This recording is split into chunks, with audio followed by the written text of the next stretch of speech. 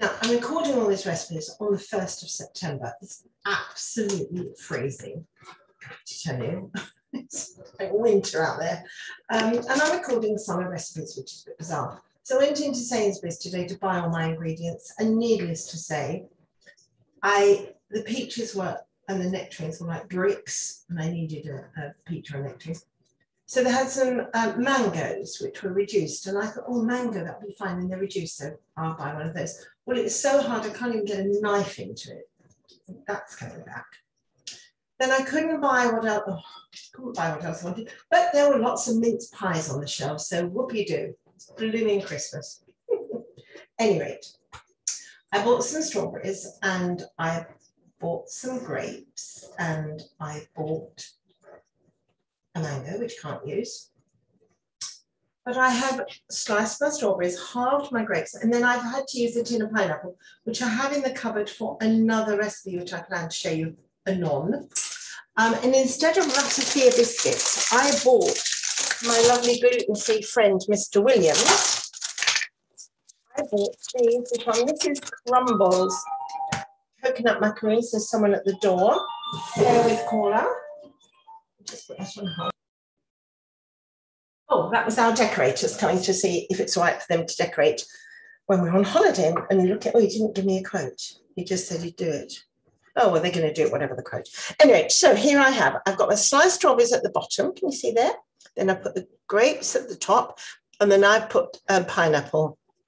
Slices of peach are lovely. Slices of mango I thought would be delicious. But, I mean, this is just, well, I'm very cross.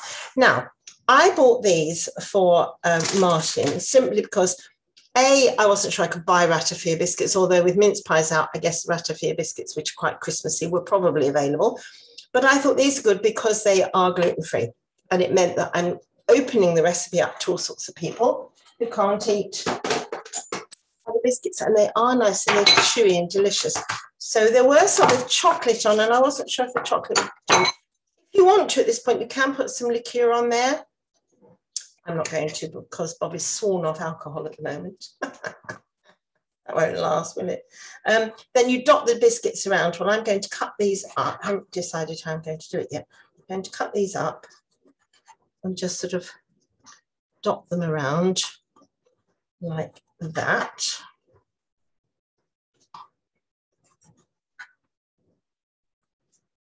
We use 10 ratafia biscuits. So they're only little, aren't they? So I thought I'd probably use 2 or 3 of these, maybe, I don't know. And that's about the size of a ratafia biscuit, isn't it? A bit bigger, but you know. So if I pop these round randomly round.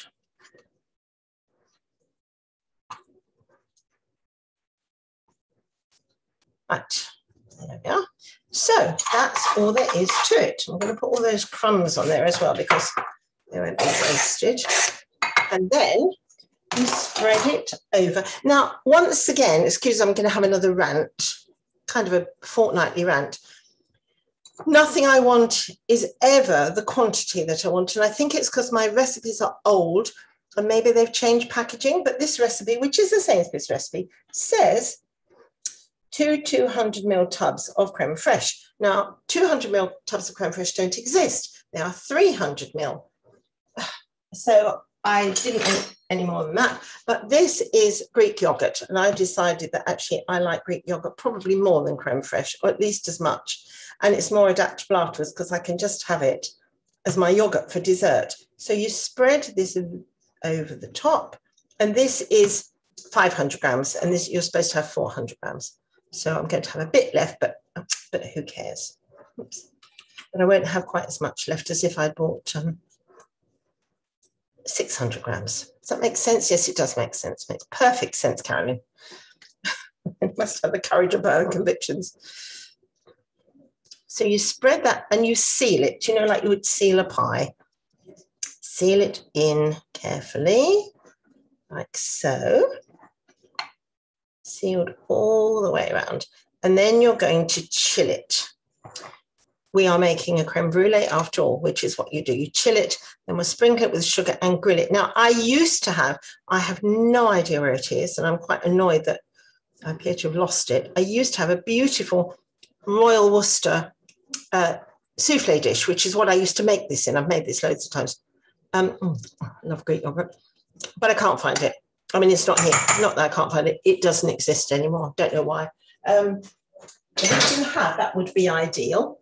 This takes exactly 1.5 pints to the top. I've measured it with water. And you do want the dish full, because when you come to grill it, you want the grill to catch it straight away. So you do need the right size dish. You can, of course, make individual dishes. Now, I've got lots of individual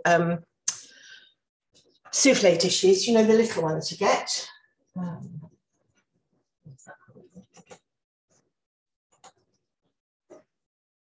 I've got lots of individual souffle dishes, so you could make individual ones, but I don't want to be bothered. So I think a big one's nicer. So I'm going to put that in the fridge to chill now for an hour.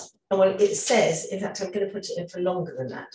It does say at least 1 hour. Well, I'm going to leave it until you have it for supper. And then I will put the sugar on and grill it.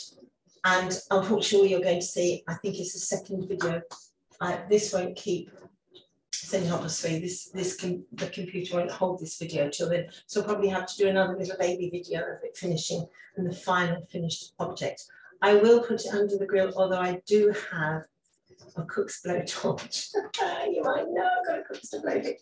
I've always wanted one, and my son bought me one, bless him, as a present. He said, what do you want for my Christmas, birthday, whatever? And I said, I'd really like a cook's blowtorch. I have one, which is exciting, but I'm not going to use it because that's showing off, and we don't show off, do we, children? I'm going to put it under the grill because that's, I guess, the way most of you will do it. And I don't want any comments from, you know, the likes of Mrs. Williams and Mrs. Mapp about my gadgets. So I will see you later. I'll put it on pause and see if it holds it, but I don't think it will.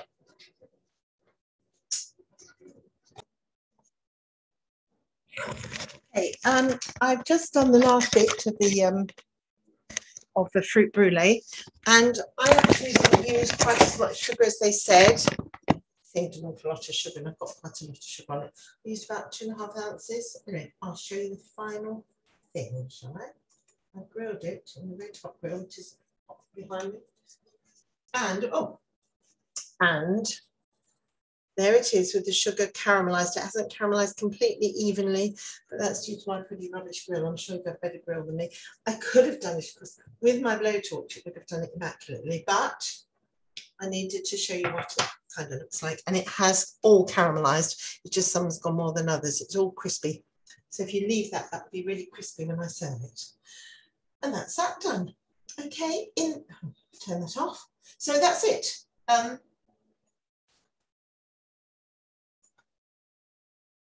Although there's been gaps in the video, it's actually quite quick. If you do it all in one go, it's quite quick. But again, you can do all the preparation. It has to sit in the fridge for a minimum of an hour. You can leave it in the fridge all day, so you could have that all ready. And just before your guests arrive, you can pop it in the oven, under the grill, or get your blowtorch out for 2 minutes.